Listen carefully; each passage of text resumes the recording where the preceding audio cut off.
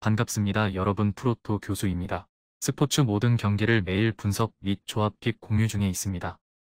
영상에 공개되지 않는 정보들로 정보방에 입장하시면 확인하실 수 있으니 참여를 희망하시는 분들은 영상 하단 고정 댓글 링크를 통해 아무 조건 없이 자유롭게 참여가 가능하니 많은 참여 부탁드리겠습니다.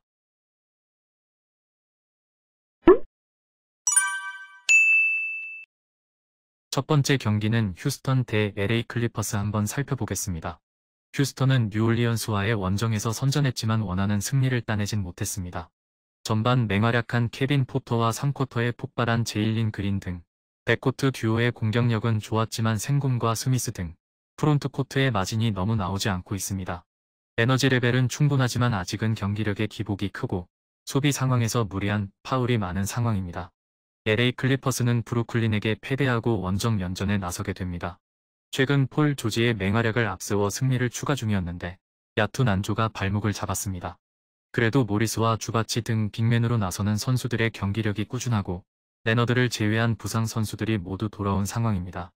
존 월을 필두로 테런스 만과 파일이 버티는 벤치는 리그 최고 수준이기에 흐름을 타면 언제든지 연승을 기대할 전력입니다. 휴스턴은 캐년 마틴과 타리 이슨 등 성장 가능성이 충분한 벤치 자원이 있지만 파일과 바툼이 나서는 LA 클리퍼스 벤치 상대로 우위를 가져갈 수는 없습니다.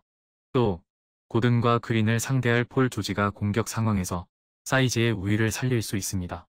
주바치의 안정적인 보드 장악이 가능한 클리퍼스의 승리를 예상하며 핸디슨까지 가능해 보이는 매치이며 언더를 고려해도 괜찮은 매치로 보여집니다.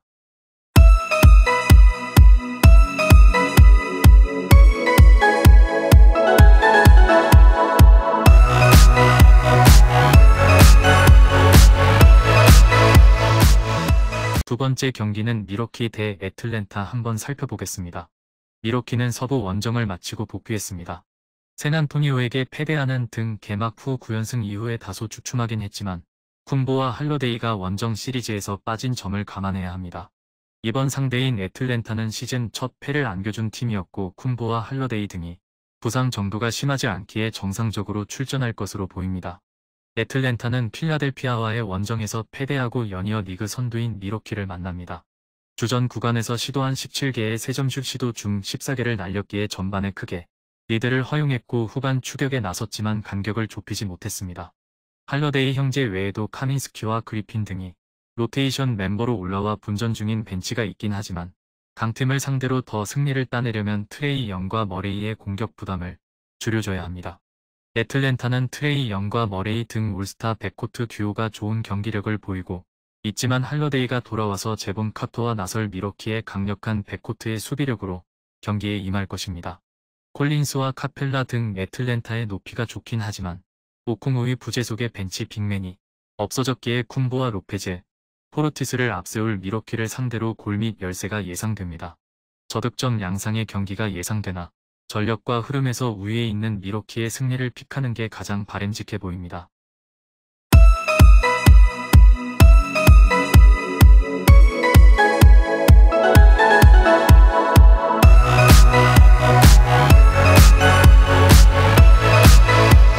마지막 세 번째 경기는 골스 대 샌안토니오 한번 살펴보겠습니다.